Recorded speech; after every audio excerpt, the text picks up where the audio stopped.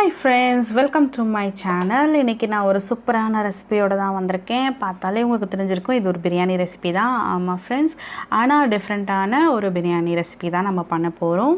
So fish biryani தான் நம்ம பண்ண போகிறோம். ஸோ ஃபிஷ் பிரியாணியில் என்ன டிஃப்ரெண்ட் அப்படின்னு பார்த்தீங்கன்னா, எப்போவுமே ஃபிஷ் பிரியாணி வந்து நம்ம ஒரு பெரிய பெரிய மீனில் தான் செய்வோம், முள் இல்லாத மீனில் தான் செஞ்சுருப்போம்.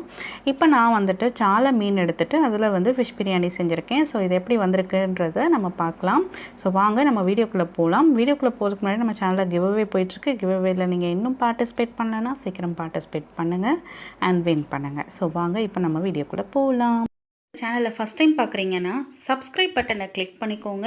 அப்படியே பக்கத்தில் இருக்கிற பெல் பட்டனையும் கிளிக் பண்ணிக்கோங்க. அப்போ தான் நான் போடுற உடனுக்குடன் நோட்டிஃபிகேஷன் வரும்.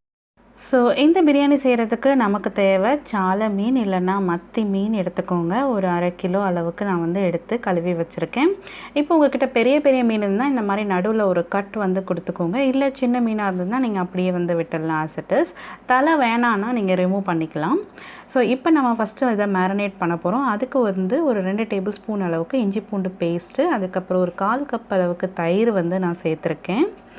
ஸோ இது கூட வந்துட்டு நம்ம மசாலாஸ் எல்லாம் சேர்த்து நம்ம இப்போ மேரினேட் பண்ண போகிறோம்.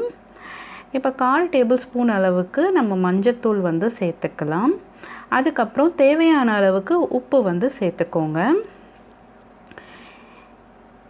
இது கூட வந்து நம்ம கொஞ்சமாக பெப்பர் அண்ட் சீரக பவுடர் வந்து கொஞ்சமாக சேர்த்துக்கோங்க, ஒரு டேபிள் ஸ்பூன் அளவுக்கு. அதுக்கப்புறமா நம்ம வந்து பிரியாணி மசாலா வந்து சேர்த்துக்க போகிறோம். ஃபிஷ் பிரியாணி மசாலா எப்படி செய்யணுன்றது ஆல்ரெடி நான் வந்து வீடியோ போட்டிருக்கேன். ப்ரான் பிரியாணி ரெசிபிலேயே நான் போட்டிருக்கேன். அதோட லிங்க் நான் கீழே டிஸ்கிரிப்ஷனில் கொடுக்குறேன். நீங்கள் செக் அவுட் பண்ணி பார்த்துக்கோங்க அது எப்படி செய்யணும்னு.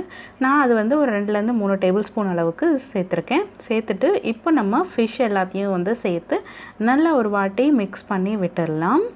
ஸோ நம்ம வந்து நீங்கள் இந்த ஃபிஷ்ஷில் பார்த்தீங்கன்னா முள் அதிகமாக இருக்குது, எப்படிடா நம்ம செய்ய போகிறோம் சாப்பிட போகிறோம்னு நினைப்பீங்க. ஆனால் நீங்கள் நம்ப மாட்டீங்க, இந்த முள் அந்தளவுக்கு நமக்கு வந்து ஒரு இதுவாக இருக்காது. நல்லா சூப்பராக டேஸ்ட்டாகவே வந்தது.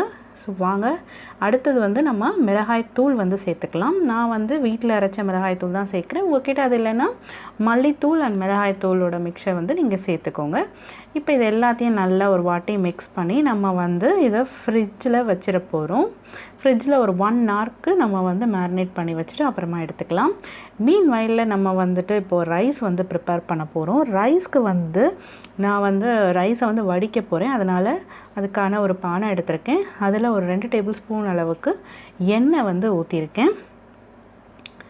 ஸோ எண்ணெய் வந்து நல்லா சூடானதுக்கப்புறமா நம்ம வந்து இதில் பிரியாணிக்கு தேவையான அந்த இன்க்ரீடியன்ட்ஸ் எல்லாம் இருக்கு இல்லையா, பட்டை, லவங்கம், பிரியாணி இலை, கிராம்பு, ஏலக்காய், அது எல்லாத்தையும் நம்ம வந்து அந்த மிக்சரை மொத்தமாக இதில் சேர்த்துக்கோங்க. சேர்த்துட்டு நல்லா வந்து அது பொரியறதுக்காக வெயிட் பண்ணுங்கள். சிம்லேயே வச்சு பொரிய வைங்க. நல்லா நம்ம ஏலக்காயெலாம் நல்லா பொரிஞ்சு வரும். ஸோ நல்லா அது பொரியட்டும். இப்போ நமக்கு நல்லா பொரிஞ்சு வந்துருச்சு. இது கூட இப்போ நம்ம தண்ணி வந்து சேர்த்துக்கலாம். அதாவது ரைஸ்க்காக எவ்வளோ தண்ணி தேவையோ அவ்வளோ தண்ணி வந்து சேர்த்துக்கோங்க. நம்ம வடிக்க தான் போகிறோம். தண்ணி வந்து நீங்கள் அதிகமாக சேர்த்தாலும் எந்த ஒரு பிரச்சனையும் கிடையாது. ஸோ தண்ணி வந்து அதிகமாகவே சேர்த்துக்கோங்க.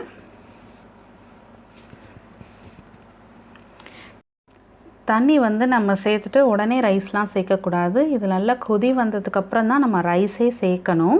ஸோ இப்போ வந்து இன்னும் கொஞ்சம் ஃப்ளேவர் கொடுக்கறதுக்காக நம்ம வந்து இங்கே புதினாவும் கொத்தமல்லியும் சும்மா வந்து ஒரு 2-3 இலை வந்து தூவி விட்டுக்கோங்க. நல்ல ஒரு ஸ்மெல் கிடைக்கும், நமக்கு ஃப்ளேவர் நல்லாயிருக்கும்.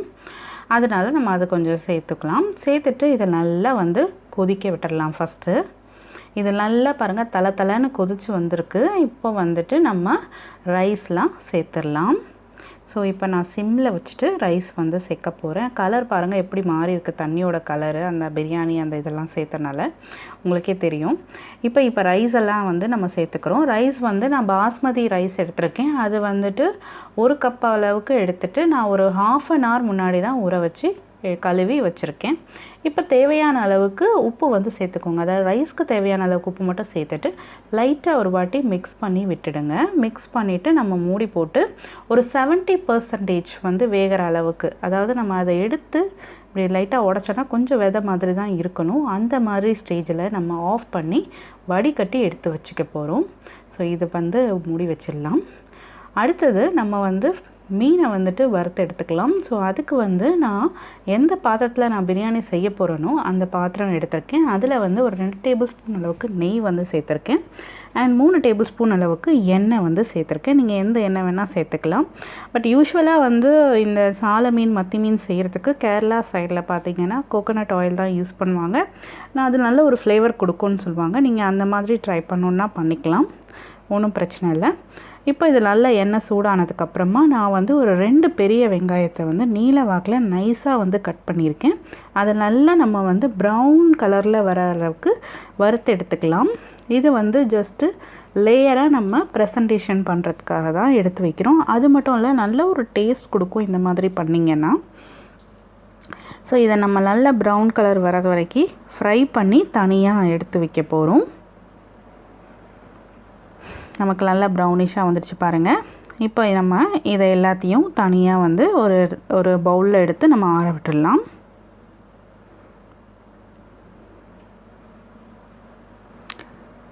இதே கடாயில் தான் நம்ம எல்லாமே பண்ண போகிறோம், ஃபிஷ் ஃப்ரை எல்லாமே. ஸோ ஃபர்ஸ்ட் நம்ம வெங்காயம் வறுத்தெடுத்தாச்சு. இப்போ வந்து அதே இதில் வந்து கொஞ்சம் எண்ணெய் எக்ஸ்ட்ராவாக ஊற்றிட்டு நீங்கள் வந்து ஃபிஷ் எல்லாத்தையும் வந்துட்டு ஆட் பண்ணுங்கள். மேரினேட் பண்ணி வச்சுருப்போம் இல்லையா, அந்த ஃபிஷ் எல்லாத்தையும் வந்து ஆட் பண்ணுங்கள். ஆட் பண்ணிவிட்டு அதில் மசாலா கொஞ்சம் அதிகமாக தான் இருக்கும், ஏன்னா நம்ம தயிர்லாம் சேர்த்துருக்கோம். அந்த மசாலாவை வெளியே போடக்கூடாது, அதுவும் நீங்கள் இந்த எண்ணெயிலேயே தான் போடணும். எல்லா ஃபிஷ்ஷும் போட்டுட்டு நம்ம அந்த மசாலாவையும் மொத்தமாக கொஞ்சம் கூட வேஸ்ட் பண்ணாமல் எல்லாத்தையும் வலித்து நீங்கள் இதிலையே போட்டுருங்க.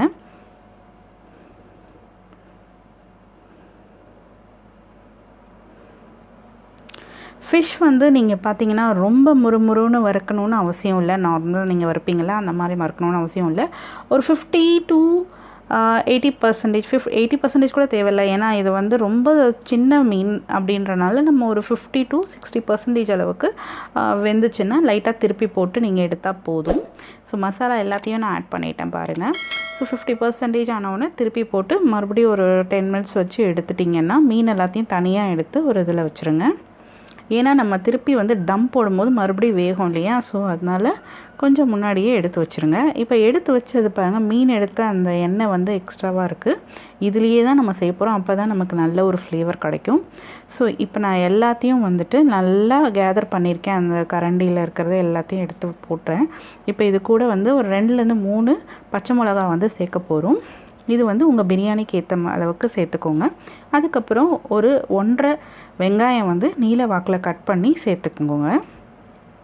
எண்ணெய் உங்களுக்கு பத்தலைன்னா கொஞ்சமாக எண்ணெய் எக்ஸ்ட்ராவாக சேர்த்துக்கோங்க, தப்பில்லை. ஸோ இப்போ இது எல்லாமே நல்லா நமக்கு வதங்கி வர்றது வரைக்கும் வெயிட் பண்ணணும். வெங்காயம் தக்காளி எவ்வளோக்கு சேர்க்குறீங்களோ அவ்வளோ வந்து நமக்கு அந்த கிரேவி நிறையா கிடைக்கும், ப்ளஸ் டேஸ்ட் வந்து நல்லாயிருக்கும் பிரியாணிக்கு. ஸோ இது நமக்கு நல்லா வதங்கி வந்ததுக்கப்புறமா தக்காளி வந்து சேர்த்துக்கலாம்.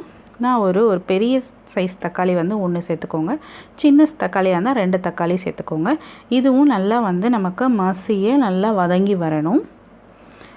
இப்போ நமக்கு வெங்காயம் தக்காளி பாருங்கள், மூடி போட்டு வேக வச்சுருக்கேன். நல்லா சாஃப்டாக வெந்திருக்கு. நல்லா சாஃப்டாக எல்லாமே நல்லா வெந்துருச்சு. இப்போ நம்ம வந்து இதில் புதினா கொத்தமல்லி வந்து சேர்த்துக்கலாம். கொஞ்சம் புதினா கொத்தமல்லி வந்து நம்ம லேயர் பண்ணுறதுக்காக வச்சுக்கோங்க. மீதி வந்து இதில் சேர்த்துக்கோங்க. சும்மா ஒரு கைப்பிடி அளவுக்கு புதினா கொத்தமல்லி வந்து சேர்த்துக்கோங்க. சேர்த்துட்டு நல்லா ஒரு வாட்டி மிக்ஸ் பண்ணி விடுங்க. ரொம்ப வந்து அதை கருகிற அளவுக்கு விட வேண்டாம், லைட்டாக ஒரு 2 நிமிஷம் விட்டால் போதும். இப்போ இது கூட வந்து லெமன் ஜூஸ் இல்லாட்டி நீங்கள் தயிர் வந்து சேர்த்துக்கலாம். நம்ம ஆல்ரெடி வந்து மேரினேட் பண்ணும்போதே தயிர் சேர்த்துருக்கோம், அதனால் கொஞ்சமாக சேர்த்தா போதும். இல்லை உங்கள்கிட்ட லெமன் இருக்குன்னா லெமன் கூட நீங்கள் சேர்த்துக்கலாம்.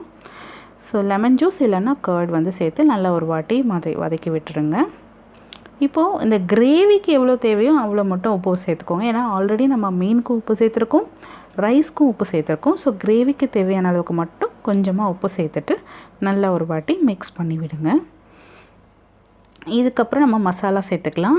ஆல்ரெடி காரம் வந்து நமக்கு நல்லாவே இருக்கும், பட் இருந்தாலும் தயிர் அதெல்லாம் சேர்த்துக்கிறதுனால ஒரு டேபிள் ஸ்பூன் அளவுக்கு நம்ம வந்து கொஞ்சம் சில்லி பவுடர் மட்டும் சேர்த்துக்கலாம். இப்போ இதெல்லாம் சேர்த்து நல்லா ஒரு வாட்டி மிக்ஸ் பண்ணிவிட்டு அந்த மசாலா வேகிற வரைக்கும் நம்ம கொஞ்சம் வெயிட் பண்ணணும். அது லைட்டாக எண்ணெய் பிரிஞ்சு வரணும், அது வரைக்கும் வந்து கொஞ்சம் வெயிட் பண்ணுவோம். இப்போ பாருங்கள் நமக்கு நல்லா வந்து மசாலா வெந்து எண்ணெய் பிரிஞ்சு வந்திருக்கு. சுற்றியில் நல்லா வந்து சுருங்கிடுச்சு நமக்கு கிரேவி. இப்போ நம்ம லேயர் வந்து ஸ்டார்ட் பண்ணலாம். ஸோ எப்படி நம்ம ஸ்டார்ட் பண்ண போகிறோம் அப்படின்னா, ஃபர்ஸ்ட் இந்த கிரேவியில் நம்ம வந்து ஃபிஷ்ஷு வந்து கொஞ்சம் ஃபஸ்ட்டு லேயராக போட போகிறோம். ஒரு 4-5 ஃபிஷ் மட்டும் போட்டு ஃபர்ஸ்ட் லேயரில் வச்சுக்கலாம். அதுக்கு மேலே நம்ம வந்து வடித்த ரைஸ் அதை வந்து சேர்த்துக்கோங்க. ரைஸில் அந்த பிரியாணி இலை அது இதுன்னு இருக்கும், அதெல்லாம் தூக்கி போடாதீங்க, அப்படியே வந்து அதில் சேர்த்துக்கோங்க.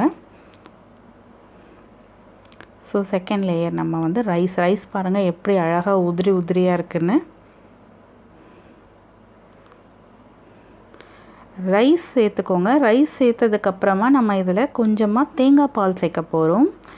இதே நீங்கள் தேங்காய் எண்ணெயில் செய்கிறீங்க அப்படின்னா அந்த தேங்காய் பால் வந்து நீங்கள் ஸ்கிப் பண்ணிக்கலாம். ஸோ தேங்காய் பால் சேர்க்கும் போது உங்களுக்கு அது ஒரு நல்ல ஃப்ளேவர் கொடுக்கும். இது மத்தி மீன், சாலை மீன், இந்த மாதிரி சின்ன மீன்களுக்கு ரொம்ப டேஸ்ட்டாக இருக்கும், அதனால தான் நான் சேர்த்துருக்கேன். நெக்ஸ்ட் லேயர் வந்து நம்ம பொரிச்சு வச்ச வெங்காயம் அதை வந்து சேர்த்துக்கோங்க. சேர்த்துட்டு இதோட புதினா, கொத்தமல்லி லேயர் வந்து சேர்த்துக்கோங்க. கொஞ்சம் சேர்த்துக்கோங்க.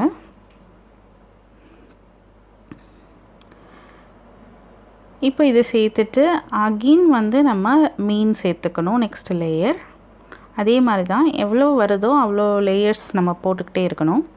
அதுக்கப்புறமா ரைஸு. ஸோ இந்த மாதிரி நீங்கள் நல்ல ஒரு லேயர் மாதிரி ஃபார்ம் பண்ணிவிட்டு நம்ம வந்து தம் போட போகிறோம். பக்கத்தில் வந்து நான் கல் சூடு பண்ணி வச்சிட்ருக்கேன்.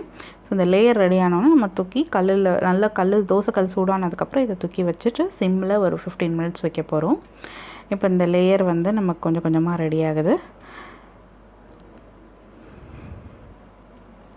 இப்போ மீதம் இருக்க ஃபிஷ்ஷு எல்லாத்தையுமே நான் வந்து சேர்த்துருக்கேன். ஃபிஷ்ஷில் வர அந்த மசாலா, அந்த எண்ணெய் அதெல்லாம் வேஸ்ட் பண்ணாமல் அதை வந்து நீங்கள் அப்படியே இதில் ஊற்றி விட்டுருங்க. கொஞ்சம் கூட வேஸ்ட் பண்ணிடாதீங்க, ஏன்னா அதுதான் வந்து நல்ல டேஸ்ட் கொடுக்க போகுது நம்மளோட பிரியாணிக்கு. பிரியாணி மசாலா வந்து நம்ம ஃப்ரெஷ்ஷாக அரைச்சி போட்டிருக்குது. அவ்வளோ ஒரு நல்ல ஒரு கிரேவி, அதை செய்யும் போதே அவ்வளோ வாசம். ஸோ இந்த மாதிரி நீங்கள் வந்து ஃப்ரெஷ்ஷாக அரைச்சி பண்ணுங்கள், அப்போ தான் ரொம்ப நல்லாயிருக்கும். இப்போ இருக்கிற அந்த வெங்காயத்தாலும் நான் போட்டுட்டேன். அதுக்கப்புறமா நம்ம வந்து புதினா, கொத்தமல்லியும் வந்து இதோட சேர்த்துக்கலாம்.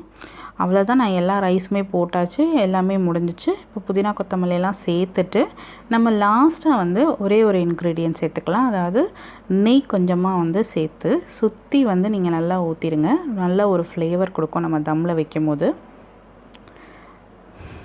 நெய் சேர்த்துட்டு ஃபுல்லாக நம்ம வந்து கவர் பண்ணி நம்ம வந்து அந்த தோசைக்கல்லில் ஒரு 15 to 20 மினிட்ஸ் வந்து சிம்மில் வைக்க போகிறோம். தோசைக்கல் வந்து நல்லா ப்ரீ ஹீட் பண்ணிவிட்டு நீங்கள் இதை செய்யணும், அப்போ தான் நல்லாயிருக்கும். ஸோ இப்போ தம் வந்து நம்ம ரெடி பண்ணிடலாம். ஸோ 15 to 20 மினிட்ஸ் கழித்து நம்ம பார்க்கலாம். ஆஹா, சூப்பராக வந்து ரெடி ஆகிருக்குங்க பிரியாணி. இது வந்து நான் உண்மையிலே சொல்கிறேன், ஒரு ரெஸ்டாரண்ட் ஸ்டைலில் இருந்துச்சுன்னா எனக்கு கிடைச்ச கமெண்ட் அதை தான் நான் உங்களுக்கு ஷேர் பண்ணியிருக்கேன். நீங்கள் இதே மெத்தடில் செஞ்சு பாருங்கள், கண்டிப்பாக வந்து உங்கள் வீட்லேயும் நல்ல கமெண்ட்ஸ் தான் உங்களுக்கு கிடைக்கும். இந்த வீடியோ உங்களுக்கு பிடிச்சிருந்தா லைக் அண்ட் ஷேர் பண்ணுங்கள். மறக்காமல் நம்ம சேனலை சப்ஸ்கிரைப் பண்ணிவிடுங்க. தேங்க்ஸ் ஃபார் வாட்சிங்.